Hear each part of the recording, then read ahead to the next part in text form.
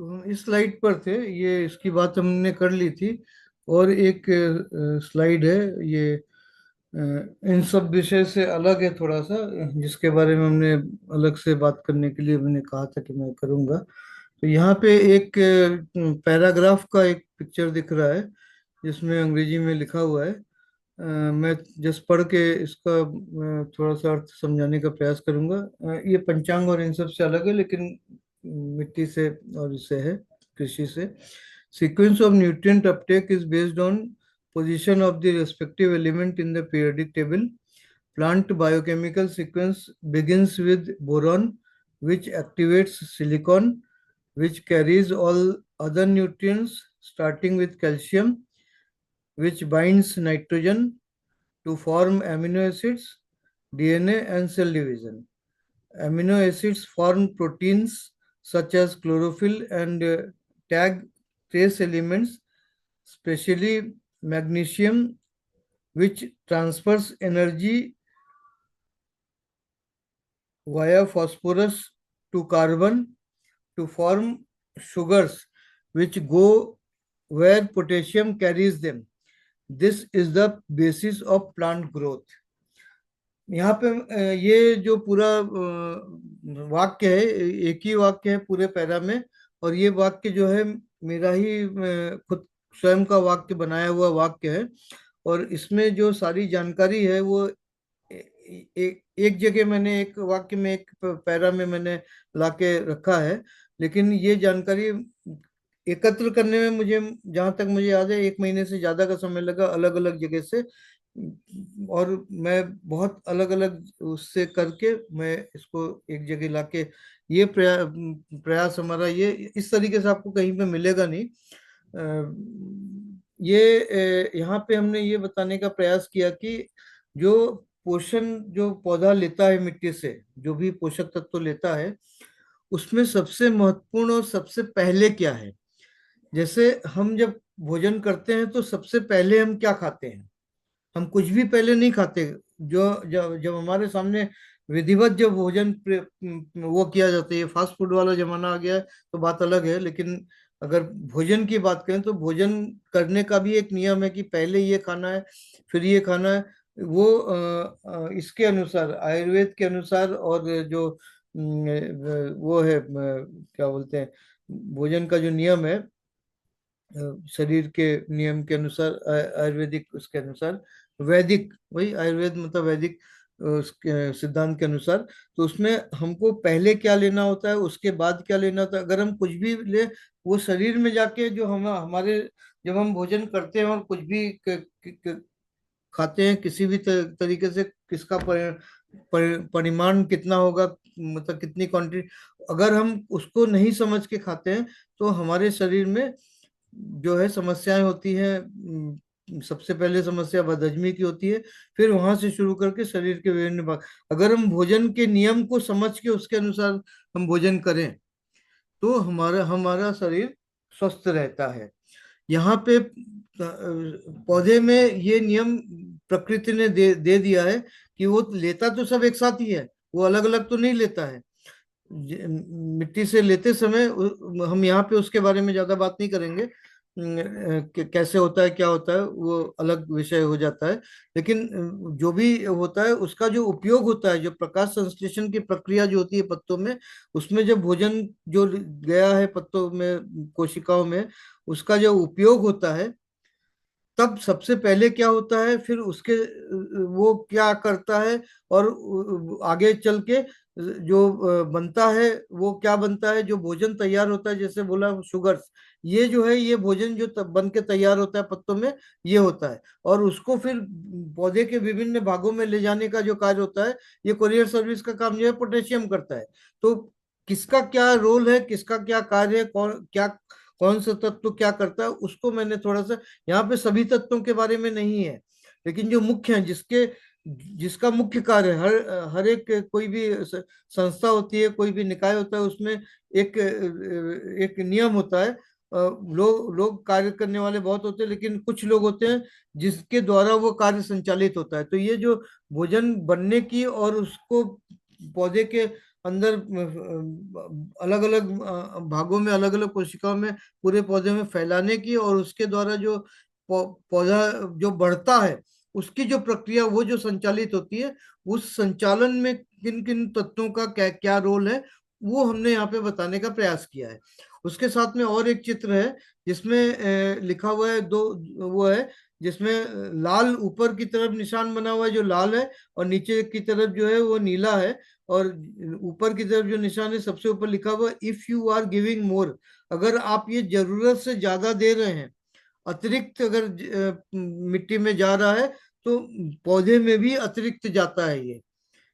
हम उसके विस्तार में नहीं जाएंगे, कैसे होता है क्या होता है वो अलग विषय है।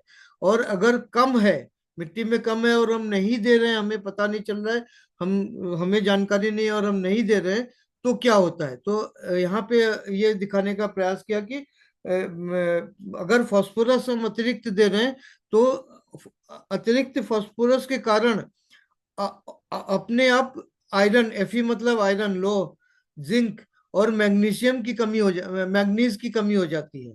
अगर फास्फोरस ज्यादा दे रहे हैं, तो हम ना ना जानते हुए ना चाहते हुए हम आयरन की कमी कर रहे हैं, मतलब पौधे के लिए, में नहीं, पौधे को कम मिलता है। अगर फास्फोरस ज्यादा है तो आयरन की कमी हो जाती है, जिंक की कमी हो जाती है, मैग्नीज की कमी हो जाती है। अगर कैल्शियम ज्यादा मिल रहा है, पौधा ज्यादा ले रहा है, अगर ज्यादा है ज्यादा ले रहा है, उसके भी बहुत सारे कारण है, विषय अलग है, उसको हम अलग से वो करेंगे। तब क्या होता है, पोटेशियम की कमी हो जाती, बोरॉन की कमी हो जाती, मैग्नीशियम की कमी हो जाती। बगल में हमने ये दोनों साथ साथ इसलिए लगाया कि आप देख सकते हैं, केवल ये कि दोनों इंग्लिश में है, फिर भी मैं बता रहा हूँ। तो पोटेशियम का क्या रोल है, आखिर में है पोटेशियम का रोल, सबसे लास्ट में पोटेशियम लिखा गया है, और बोरॉन सबसे पहले लिखा गया है, और मैग्नीशियम जो है वो बीच में कहीं पर है। ठीक है। इसके बाद पोटाश की अगर बात आती है, अगर पोटाश ज्यादा हो रहा है तो मैग्नीशियम की कमी हो जाती है, कैल्शियम की कमी हो जाती है, नाइट्रोजन की भी कमी हो जाती है। ठीक है। इसके बाद मैग्नीशियम के अगर ज्यादा है तो कैल्शियम की कमी होती है, मैग्नीज अगर जाता है तो जिंक की कमी होती है। इसी प्रकार जिंक, मैग्नीज और कॉपर अगर ज्यादा है तो लौह की कमी होती है। तो इस प्रकार से ये असंतुलन जो पैदा होता है वो इस प्रकार से होता है, जो हम नहीं जानते हैं। इसके लिए क्या करना होता है कि जब भी आप फसल के पहले, आपके पास अगर आपका सॉइल हेल्थ कार्ड है, आपकी मिट्टी जो है, एक बार हमने करा लिया क्योंकि मोदी जी ने 2014-15 में जो है सॉइल हेल्थ कार्ड का एक बहुत बड़ा प्रोग्राम किया और बोला कि सॉइल हेल्थ कार्ड होना चाहिए सब किसानों के पास। तो उसके बाद सब किसानों ने मिट्टी जमा दिया, और उस लैब से, सरकारी लैब से एक हेल्थ कार्ड मिल गया, रंग बिरंगा, बड़ा खूबसूरत सा, और बस हो गया, हमारे पास तो है। ये कोई बोर्ड का 10वीं का 12वीं का सर्टिफिकेट का अंक तालिका और वो नहीं है, अंक तालिका नहीं है ये आपके, आप जब खेती करने जा रहे हैं, आप फसल उगाने जा रहे हैं, प्रत्येक फसल के पहले, प्रत्येक फसल मतलब अगर खरीफ है, खरीफ के पहले आप जिस खेत में जो फसल उगाने जा रहे हैं उसकी जानकारी आपको होनी चाहिए, वो मिट्टी में क्या है, उसका स्वास्थ्य कैसा है। ठीक है, हम विस्तार में नहीं जाएंगे यहाँ पे, वो जानना जरूरी है। अगर वो ना जानते हुए हम करते हैं, जाते हैं, तो समस्याएं आती हैं। उसके बारे में हम आखिरी सेशन में हम एक उदाहरण के तौर पे हम बात करेंगे। तो ये आज का जो प्रेजेंटेशन है वो यहाँ पे समाप्त होता है।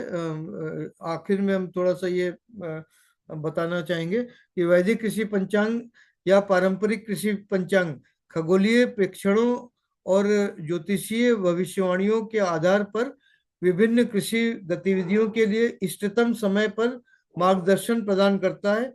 यह बुवाई, सिंचाई, कटाई और अन्य कार्यों के लिए शुभ और अशुभ समय का सुझाव देता है, जिससे जिसका उद्देश्य कृषि पद्धतियों को प्राकृतिक लय के साथ संरेखित करना है। जहां आधुनिक कृषि अक्सर वैज्ञानिक आंकड़ों पर निर्भर करती है, वहीं पंचांग पारंपरिक ज्ञान और सांस्कृतिक प्रथाओं को एकीकृत करके एक पूरक दृष्टिकोण प्रदान करता है। ये जो 7 दिन का जो हमारा प्रेजेंटेशन था उसका जो निचोड़ है, वो अंत में मैंने इन वाक्यों में, एक पैराग्राफ में हमने एक निचोड़ लाके देने का कोशिश किया है। और इसको आप बहुत अच्छी तरह से समझ लीजिए आखिर में जो दिया है कि जहां आधुनिक कृषि अक्सर वैज्ञानिक आंकड़ों पर निर्भर करती है, और उसके आगे जो भी लिखा हुआ है। तो हमको प्रकृति के लय के साथ चलना है, जिसका उद्देश्य कृषि पद्धतियों को प्राकृतिक लय के साथ संरेखित करना है, अलाइन करना है, हार्मोनाइज करना है, अगर अंग्रेजी में बोले तो। ये हमने हिंदी में दिया है। और बाकी इसके बाद, आज के बाद आप हमसे संपर्क करना चाहते हैं तो मोबाइल नंबर है, ईमेल आईडी है, और भी दूसरे उसमें भी है। वेबसाइट में जाके आप और जानकारियां ले सकते हैं, जान सकते हैं, देख सकते हैं। और कुछ आपके खेती से संबंधित कुछ प्रोडक्ट्स भी हैं जैविक, जो आपके उपयोग में आ सकता है, आप ले सकते हैं, वगैरह वगैरह। तो हम यहाँ पे इसको समाप्त करते हैं, और हम उस चार्ट पे चले आते हैं जो चार्ट है। अब हम इसको थोड़ी देर के लिए प्रेजेंटेशन को स्टॉप करेंगे, ठीक है, जिससे कि कैमरा हमारा, मेरा कैमरा ऑन नहीं रहेगा, आप लोग का अपना सभी माइक्रोफोन ऑन कर लीजिए, कैमरा ऑन कर लीजिए। और अब आप जो चार्ट है, उस चार्ट में आप आज के अनुसार भरना शुरू कीजिए। मैं आज की तिथि, मैं जो हिंदू कैलेंडर है उसको मैंने खोल के रखा है यहाँ पे मेरे टैब में। उसके अनुसार आज का दिन जो है अमावस्या 24 तारीख है। तो अगर आपने वो खोला हुआ है, ये देखिए, ये मैं थोड़ा दिखा दूं से कैमरा से। ये देखिए, ये हमने टैब में ये वो करके रखा है। यहाँ से आप देख सकते हैं, ये हिंदू कैलेंडर का पहला वो है, मंथ वाला जो हमने पहले बताया था। और उसमें आप जाएंगे तो आज 24 तारीख है, तो वो पीला दिखेगा, जो तारीख है वो पीला दिखेगा। तो उससे आप ये कर सकते हैं। तो उसको खोलिए, और आप अनम्यूट करके रखिए, जिससे कि हमारी आपकी बातचीत हो सके। यहाँ पे एक नया नाम मैं देख रहा हूँ, चंद्रमुनि राय। ये अनिल राय जी हैं आप? अनिल राय जी, आप दूसरे फोन से हैं आज इसमें? हाँ जी। हाँ, आपकी आवाज ठीक से नहीं आ रही है। फोन फोन चाहिए वो।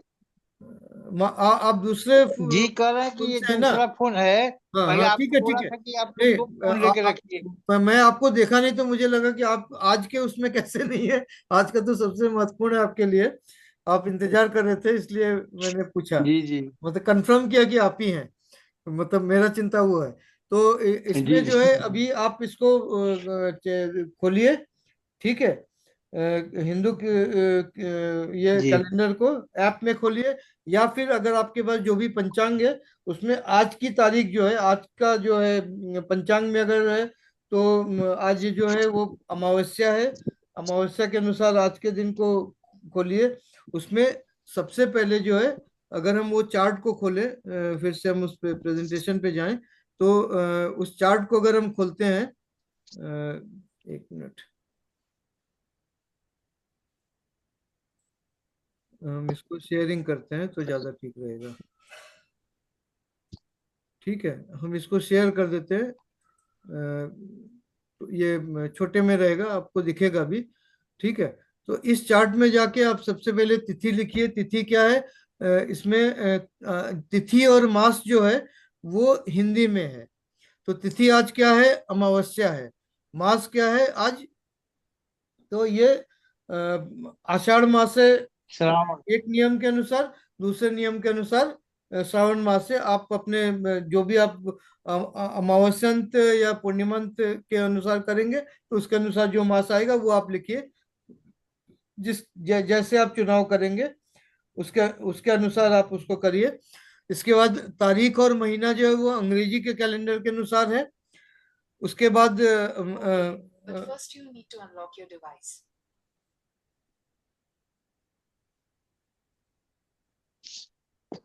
ठीक है, उसके बाद आप जो है इसको आप ये करिए, क्या बोलते हैं, सूर्योदय का समय लिखिए, सूर्यास्त का समय लिखिए।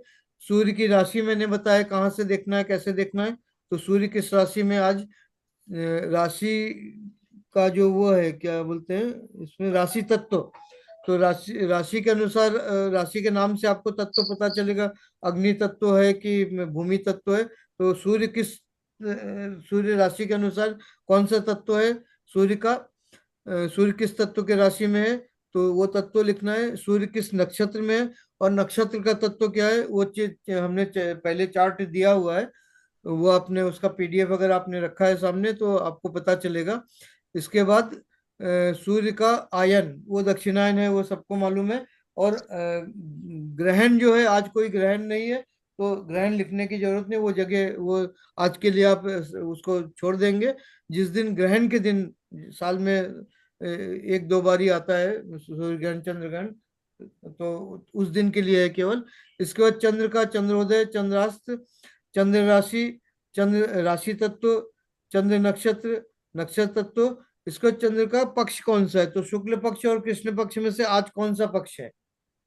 आज जो है कृष्ण पक्ष का अंतिम दिन है। अमावस्या जो है कृष्ण पक्ष का भाग होता है, शुक्ल पक्ष का भाग होता है पूर्णिमा। तो जब अमावस्या और पूर्णिमा को लिखना है कि कौन से पक्ष में है, क्योंकि पक्ष जो होता है वो 15 दिन का होता है ना। 14 दिन जो है, चतुर्दशी तक 14 दिन होता है प्रतिपदा से या प्रतिमा से। और उसके बाद अंतिम दिन जो होता है वो अमावस्या या पूर्णिमा होता है। अगर पूर्णिमा है तो शुक्ल पक्ष का अंतिम दिन है, और अमावस्या है तो कृष्ण पक्ष का अंतिम दिन है। तो आज पक्ष के अनुसार कौन सा पक्ष है, तो कृष्ण पक्ष है। इसके बाद चंद्र आरोही है, अवरोही है। ये यहाँ पे आप इसको अभी छोड़ सकते हैं। उसका जो चार्ट है जो हमने बनाया है, उसमें प्रत्येक दिन का तो मैं नहीं दे सकता, लेकिन वो आपको इसमें से भी मिल जाएगा, पंचांग में मिल जाएगा कि चंद्र का आरोह अवरोह का, उसमें मिल जाएगा। अगर नहीं मिलता है आपके पंचांग में नहीं है तो मुझे ग्रुप में मैसेज डाल दीजिएगा, फिर मैं देखता हूँ कि उसको कैसे उपलब्ध कराया जाए। वो भी 15-15 दिन का होता है। तो वो हम आरोह की तारीख हर महीने में, आरोह और अवरोह की तारीख जैसे मैंने इसका दिया है उस चार्ट में, शनि चंद्र का और इसका, उसी तरीके से मैं उसमें उसका जब हिंदी में बनाऊंगा तो मैं आरोह अवरोह का भी हर महीने का दे दूंगा, चंद्र का। इसके बाद जो है सर पूर्णिमा अमावस्या है। फिर अपभू उपभू आज कुछ नहीं है। और आज पूर्णिमा अमावस्या है, तो उसका आप कुछ कोड लिख सकते हैं, पूर्णिमा के हिसाब से पू लिख सकते हैं, आ के लिए अमावस्या के लिए अ लिख सकते हैं। राहु केतु आज कुछ नहीं है, ठीक है। चंद्रमा शनि विपरीत स्थिति कुछ नहीं है, चंद्र ग्रहण कुछ नहीं है। तो जो आज के दिन में आप जो जो है वो यहाँ पे लिखना है। वो लिखने के बाद हम तय करेंगे कि हमको आगे कृषि खेती में जो कृषि के कार्य है उसमें हमको क्या क्या करना है। तो आप उसको लिख के जिनका हो जाए वो माइक्रोफोन ऑन करके पढ़िए, जिससे कि मुझे पता चले कि आपने जो लिखा है वो सही है। सर हाँ, बोलिए बोलिए। सर कह रहे हैं कि ये आपकी आवाज वो, राशि सूर्य आपकी की आवाज टूट और रही। राशि को, हाँ, क्या बोल रहे। सर सूर्य राशि और राशि तत्व, हाँ सूर्य राशि हाँ। कॉलम है, उसमें क्या कहाँ से मिलेगा ये सूर्य ये राशि? आपने अगर हिंदू कैलेंडर आपने वो ऐप डाउनलोड किया है तो उसमें जी। सभी चीजें दी हुई हैं। उसमें आप ऊपर से नीचे की तरफ जब आएंगे, हमने चित्र में दिखाया भी है। उसका पीडीएफ हमने नहीं बनाया क्योंकि देर हो गया था बनाने के लिए, तो उसका प्रिंट आउट आप नहीं निकाल सकते। लेकिन उसमें आप अगर खोलेंगे तो नीचे की तरफ आएंगे, है ना, तो उसमें सूर्योदय सूर्यास्त का जो दिया हुआ है, ठीक है। उसके बाद चंद्रोदय चंद्रास्त का जी। समय दिया हुआ है। उसके बाद जी। दिया हुआ है सूर्य किस नक्षत्र में है ना। और ऊपर ही दिया हुआ है सूर्य सूर्य किस राशि नक्षत्र में कौन सी है? है। चंद्र राशि के बाद सूर्य। सूर्य राशि दिया हुआ है। सूर्य जो है अभी आज जी। कर्क राशि में है। चंद्र जो है वो इस समय कर्क राशि में है। तो सूर्य और चंद्र अभी दोनों कर्क राशि में है, क्योंकि आज सुबह 10:11:58 3 सेकंड तक जो है चंद्र मिथुन राशि में था, उसके बाद कर्क राशि में प्रवेश किया है। और सूर्य तो अभी कर्क राशि में ही है। तो अगर सूर्य की और चंद्र की राशि की बात करें तो अभी कर्क राशि आज के हिसाब से। अगर आप कल का बनाना चाहते तो कल की तारीख में देखेंगे।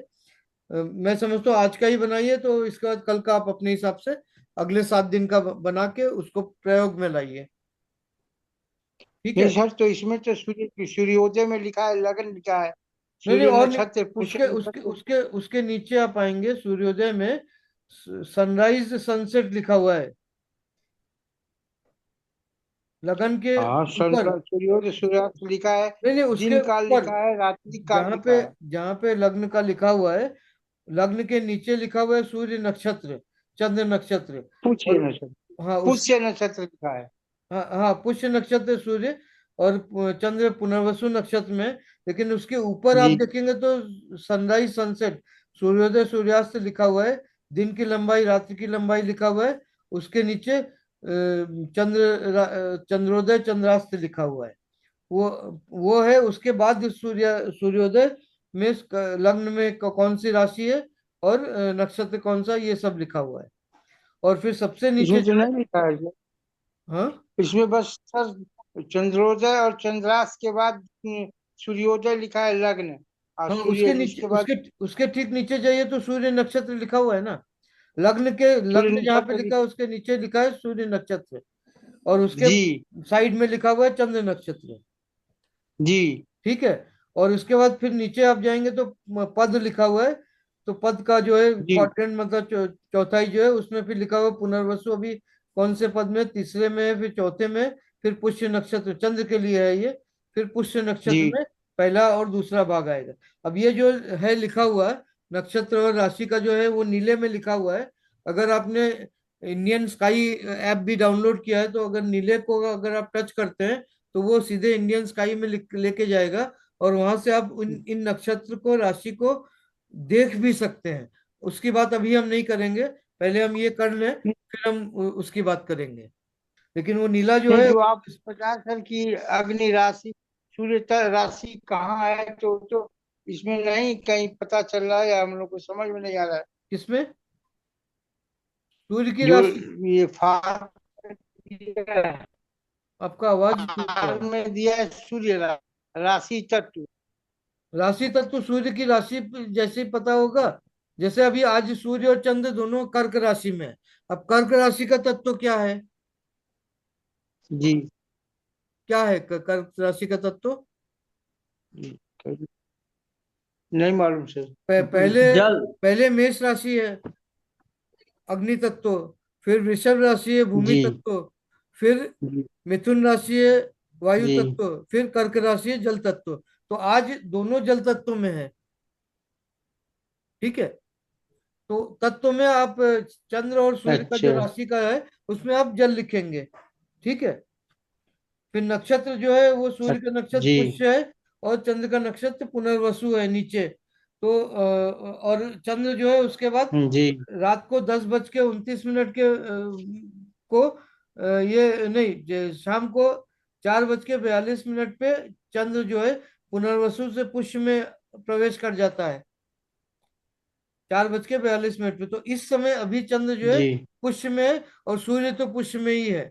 तो अगर अभी नक्षत्र की बात करें, अभी के हिसाब से अगर आप उसमें बना रहे हैं, तो अभी जो है दोनों पुष्य नक्षत्र में है। पुष्य नक्षत्र का तत्व कौन सा है, तो वो तत्व लिखना होगा। दोनों के लिए वही तत्व होगा, क्योंकि एक ही है। ठीक है। अच्छा जहाँ पे दो, सर, मेरा हो गया है। हाँ, तो आप थोड़ा सा कैमरा ऑन करके दिखा सकते हैं मुझे? मैं इसको वो करता हूँ। आप मुझे दिखाइए, थोड़ा कैमरा के सामने पकड़िए। हाँ हाँ हाँ,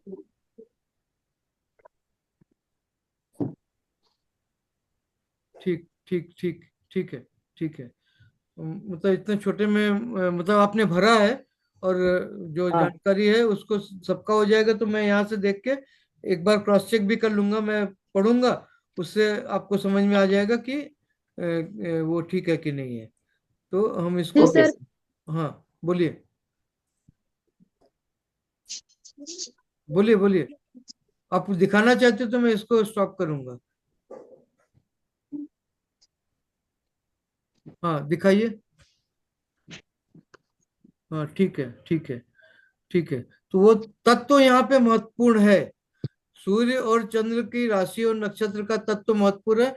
आज अच्छी बात यह है कि सूर्य और चंद्र की राशि और नक्षत्र दोनों में एक ही है। तो चंद्र मतलब राशि का तत्व, दोनों अभी एक ही राशि में चल रहे हैं, एक ही नक्षत्र में चल रहे हैं।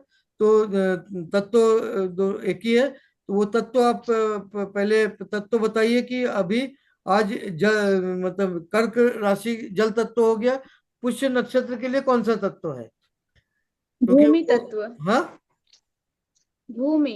भूमि तत्व है, ठीक है। अब हम आ जाते हैं इसमें कि आज अगर हमको जुताई करनी है, ठीक है, तो किस फसल की सर ये जुताई? चंद्र जो है पुनर्वसु में है ना? पुनर्वसु में था 4 बज के कुछ मिनट तक, उसके बाद वो पुष्य में आ गया है। अगर आप नीचे सबसे देखेंगे तो चौथा चौथा वो जो है भाग जो है वो 4 बज के 42 मिनट पे पुनर्वसु में था। उसके बाद पुष्य नक्षत्र में आया और 10 बज के 29 मिनट पे पुनर्वसु के पहले भाग से पहले पद से दूसरे पद में प्रवेश करेगा। और इसके बाद सुबह 4 बज के 17 मिनट पे दूसरे पद से तीसरे पद में प्रवेश करेगा पुष्य नक्षत्र। सर पहले कौन सा रहेगा? ये हाँ, तीसरा पद रहेगा? हाँ, अब हाँ, जैसे आज तीसरा के लिए, होगा दिया है। हाँ, आज के लिए दो नक्षत्र होंगे, पुनर्वसु और पुष्य नक्षत्र। लेकिन क्योंकि ये एक एक्सरसाइज कर रहे हैं तो इस समय आप अभी का जो है अभी की स्थिति के अनुसार लिखिए। लेकिन आपका जब पूरे दिन का बनेगा तो उस समय आपका जो कृषि कार्य का जो समय है उसके अनुसार अगर एक ही नक्षत्र है तो एक ही नक्षत्र लिखेंगे, अगर एक से ज्यादा नक्षत्र है तो वो लिख के और समय लिखना पड़ेगा कि कितने बजे का है। तो ये हमने एक चार्ट बनाया, उसमें आप थोड़ा सा अपना एडजस्टमेंट अपने हिसाब से कर सकते हैं, या जो प्रिंट आउट है उसमें तो ज्यादा जगह है, उसमें लिख सकते हैं, ठीक है। तो सर पहले कौन सा लेना पड़ेगा? पहले तीसरा हो रहा दिया, फिर चौथा, फिर पहला, फिर दूसरा? हाँ, तो वो उसके हिसाब से नहीं, आप इसको पुनर्वसु और पुष्य नक्षत्र इस हिसाब से लीजिए। आज की तिथि ओके। में आज की तिथि में 4 बजे 5 बजे तक कह लीजिए, पौने 5 बजे तक पुनर्वसु नक्षत्र में था, तो पूरा दिन ही करीब पुनर्वसु नक्षत्र था। तो आज के कृषि कार्य का जो, आज तो ऐसा अमावस्या कार्य कुछ होना ही नहीं है। आज जो यहाँ जी। पे जो जितना कुछ लिखा हुआ है कार्य का, ये सब ब्लैंक रहेगा आज के लिए, अमावस्या के लिए सब ब्लैंक रहेगा। अमावस्या के दिन पूरे दिन कुछ कार्य नहीं करना है, अमावस्या जब तक अमावस्या है। अब आज अमावस्या कितने बजे तक है वो आप पंचांग में देखेंगे तो अमावस्या का समय दिया होगा, ठीक है। तो समय जो है रात को 12 बज के 40 मिनट तक है। तो पूरा दिन है, कल से आज पूरा दिन अमावस्या है। तो आज की अगर बात करें 24 तारीख की, है ना, तो आज का जो कार्य का जो है खेती में वो पूरा ब्लैंक रहेगा, ठीक है। लेकिन कल के लिए जो है आपको तत्व के हिसाब से, राशि तत्व नक्षत्र तत्व के हिसाब से आपको देखना है। तो उसके समय में आप क्या करिएगा, जो पीछे के जो ये है पीडीएफ है उनको सामने रख के आप इसको बनाइएगा। इसको बनाना कैसे है वो मैं यहाँ पे बता रहा हूँ, ठीक है। और जो पीछे के जो सेशंस थे उनके जो पीडीएफ है उनको सामने रखिए, और यहाँ पे जो इन्फॉर्मेशन चाहिए वो वाले पेज खोलिए और उसको सामने रख के तब आप इसको जब बनाएंगे तब आपको समझ में आ जाएगा कि कैसे करना है। जैसे अगर अग्नि तत्व है, राशि जो है चंद्र राशि अग्नि तत्व में है, ठीक है, चंद्र राशि अग्नि तत्व में, तो पहले अग्नि तत्व के अनुसार वो करना, फिर उसके अंदर कौन सा नक्षत्र है। अगर ये देखते हैं कि अग्नि तत्व का नक्षत्र है तो उस नक्षत्र के अंदर कार्य पूरा करने का प्रयास करिए। अगर आज के मतलब कल के लिए अगर हम बात करें, कल पूरे दिन में जो है अगर अग्नि तत्व नहीं है, कोई दूसरा राशि का तत्व, अगर हम यहाँ पे देखें तो अभी जो पुष्य नक्षत्र है, पुष्य नक्षत्र का तत्व क्या है, पुष्य नक्षत्र का तत्व क्या है? आपके पास पीडीएफ रहेगा तो आप उसमें से देखिए, क्योंकि अभी मेरे सामने नहीं है, मैं अगर लैपटॉप में जाऊंगा तो ये मुझे बंद करना पड़ेगा, है ना। तो पुष्य नक्षत्र का जो तत्व है वो उसके अनुसार, या उसके पहले पुनर्वसु नक्षत्र का तत्व जो है, अगर वो अग्नि नहीं है, लेकिन आज के लिए अगर हम जल तत्व की बात करें, तो अगर पुनर्वसु और पुष्य नक्षत्र जल तत्व नहीं है तो इसका मतलब ये नहीं कि हम तो वो जल तत्व से संबंधित जो फसल है, पत्ते वाले जो फसल है, उनका हम कार्य नहीं कर सकते। आज तो अमावस्या कोई कार्य नहीं करना, लेकिन अगर और कोई दिन हो अमावस्या छोड़ के तो हमको पहले राशि देखना है, फिर उसके अंदर नक्षत्र देखना है कि उस राशि के अंदर वो नक्षत्र, उस तत्व का नक्षत्र आता है कि नहीं। अगर नहीं आ रहा है तो राशि का तत्व ज्यादा महत्वपूर्ण है, ये बात है। और बाकी उसके साथ आप वार वगैरह का जो वो सारा देख के उसके अनुसार आप वो करेंगे। लेकिन राशि यहाँ पे ज्यादा महत्वपूर्ण है। मैं बार बार ये कहने की का प्रयास कर रहा हूँ कि यहाँ पे राशि ज्यादा महत्वपूर्ण है, क्योंकि राशि की अवधि, चंद्र राशि की अवधि जो है वो 2.5 दिन है। आपको कृषि कार्य में जैसे बुआई करनी है, जुताई करनी है, रोपाई करनी है, वो उसमें समय लगता है ना। तो इसलिए राशि को आधार मान के चलना पड़ेगा, क्योंकि उस तत्व की राशि अगर है, जिस तरह का, जिस प्रकार का फसल है, तो उसकी ऊर्जा तो आपको मिल रही है ना। उसके साथ नक्षत्र का समय कम है, ठीक है। वार भी नक्षत्र के बराबर ही है, करीब करीब 24 घंटे का। 24 घंटे भी नहीं, मतलब दिन दिन का जो समय है, जितने घंटे की का दिन है, जैसे डे लेंथ इसमें दिया हुआ है, तो उसके अंदर आप अगर सूर्योदय से सूर्यास्त तक पूरा पूरा तो आप कृषि कार्य नहीं कर रहे हैं, तो जितने समय आप कार्य कर रहे हैं, तो इसलिए राशि का ज्यादा यहाँ पे महत्व है। मैं बताया था कि मैं इस समय बताऊंगा कि राशि को आधार क्यों मान के चलना जरूरी है, क्योंकि राशि की अवधि ज्यादा है, और उसके अनुसार आपका जो फसल है, उस तत्व के अनुसार, राशि तत्व के अनुसार जो फसल है, उसमें आपको सबसे ज्यादा समय मिल रहा है, ठीक है। और उसके बाद आपको देखना है कि सूर्य की राशि कौन सी, सूर्य किस राशि में है, क्योंकि सूर्य तो एक राशि में, एक साल में एक बार ही आता है। चंद्र जो है एक राशि में प्रति माह एक एक तत्व की राशि में, सूर्य जो है एक तत्व की राशि में साल में 3 बार आता है ना। 3 माह में एक बार आता है, चौथे माह में, प्रति हर चौथे माह में उस तत्व में आता है। चंद्र के लिए प्रति 10 दिन में, 9-10 दिन में आता है। तो चंद्र राशि का महत्व ज्यादा है, क्योंकि आपको उसमें कार्य करने का ज्यादा अवसर मिलता है, और उस अवसर में भी अवधि जो है वो राशि के अनुसार ज्यादा मिलता है। उसका आधार ये है, ठीक है।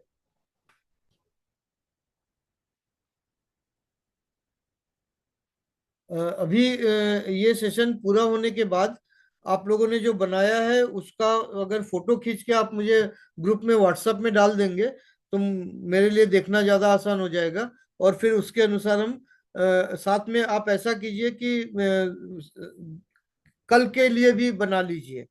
जो 5 मिनट का जो बीच में समय रहेगा, उसमें आप कल का भी उसी तरीके से बना लीजिए। फिर खेती की फसल में उसको कैसे, कल के लिए कैसे भरना है, वो हम उसका व्हाट्सएप कर देंगे, तो वो देख देख के हम आपको उसमें बता सकेंगे कि कल का उसमें कैसे करने का है। क्योंकि यही यही तो सबसे महत्वपूर्ण है, मतलब जो हमने सीखा है उसको यहाँ पे कैसे करना है, वो जरूरी है। तो अगला जो सेशन है उसमें आपने अगर तैयार कर लिया, तो उसके आधार पर हम उस पर चर्चा करेंगे, विस्तार में उस पर बात करेंगे, ठीक है। और उस समय क्या होगा कि हमको प्रेजेंटेशन खोलने की जरूरत नहीं पड़ेगी, सीधे सीधे बात होगी, जैसे चर्चा होती है। और आप लोगों का जो है मेरे पास मोबाइल में वो रहेगा, तो हम देख भी सकेंगे, हमको कैमरे में देखने की जरूरत नहीं पड़ेगी, ठीक है।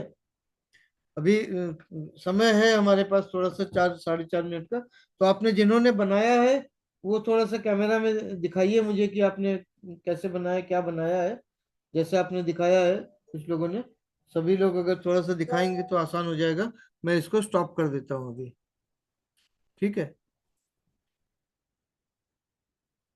हाँ लक्ष्मण पाटिल जी, आप थोड़ा सा जो आपने बनाया वो कैमरे के साथ, उसके ऊपर कैमरा, मोबाइल का कैमरा ऑन करिए, मोबाइल का कैमरा में दिखाइए उसको।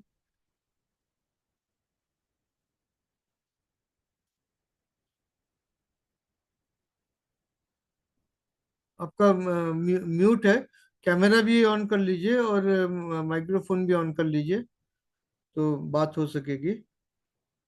लक्ष्मण पाटिल जी,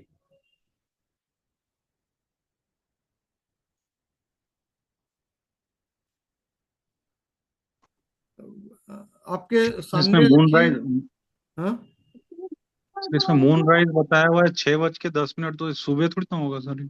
क्या, चंद्रोदय। चंद्रोदय देखिए उसमें जो समय दिया हुआ है, आज अमावस्या है, ठीक जी। है।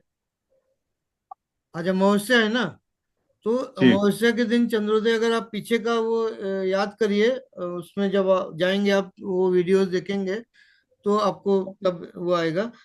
चंद्र अमावस्या के दिन चंद्रोदय और सूर्योदय करीब करीब साथ साथ होता है। ओके। पूर्णिमा के दिन चंद्रोदय जब होता है, सूर्यास्त होता है और चंद्रोदय होता है। सूर्यास्त पश्चिम में होता है, चंद्रोदय पूर्व में होता है। और अमावस्या के दिन चंद्रोदय और सूर्योदय पूर्व में ऑलमोस्ट साथ साथ होता है, थोड़ा कुछ मिनटों का आगे पीछे हो सकता है। और जो उसका स्थान है चंद्र का, वो आरोह अवरोह के अनुसार वो बदल सकता है। लक्ष्मण पाटिल जी, आप कैमरे के सामने जो आपने बनाया है, वो थोड़ा सा दिखाइए तो मुझे समझ में आएगा कि आपने अगर लिखा है कुछ तो, या और कोई अगर लिख रहा है तो उनको कैमरा दीजिए, तो वो उसमें पकड़ेंगे तो मुझे समझ में आएगा कि आप।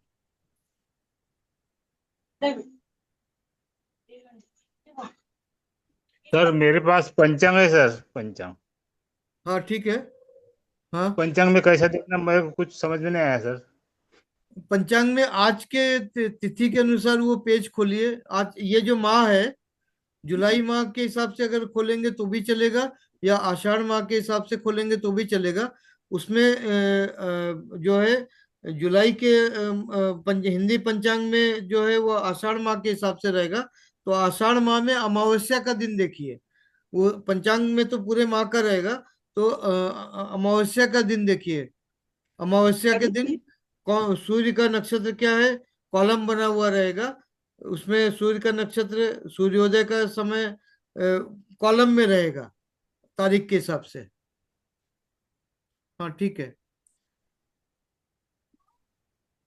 क्योंकि ये वाला कार्य जो है वो ये सामने सामने ज्यादा अच्छा होता है। लेकिन आप लोगों ने जो बनाया वो फोटो भेज देंगे तो वो देखने से मुझे ज्यादा अच्छा समझ में आएगा। पंचांग के लिए मैं आपको बता रहा हूँ, किनके किनके पास पंचांग है, पुस्तकीय पंचांग। लक्ष्मण पाटिल जी, आपके पास पुस्तकीय पंचांग है? हाँ, और किसके पास है? संदीप जी, आपके पास है? मेरे पास है सर। हाँ, पुस्तकीय पंचांग अगर है तो उसमें आषाढ़ माह खोलिए, और उसके अमावस्या का जो दिन है, जहां पे अमावस्या लिखा हुआ है उसमें जाइए। या तो सूर्योदय सूर्यास्त चंद्रोदय चंद्रास्त वो कॉलम में रहेगा, या तारीख ऊपर लिखा रहेगा, या तारीख साइड में लिखा रहेगा। अलग अलग पंचांग का अलग अलग नियम रहता है। और उसके अनुसार अमावस्या के दिन जो है वो सूर्योदय का समय दिया हुआ रहेगा, सूर्यास्त का समय दिया हुआ रहेगा, चंद्रोदय का समय दिया हुआ रहेगा, चंद्रास्त का समय दिया हुआ रहेगा। इसी तरीके से सूर्य किस नक्षत्र में, वो सब उस तरीके से दिया हुआ रहेगा।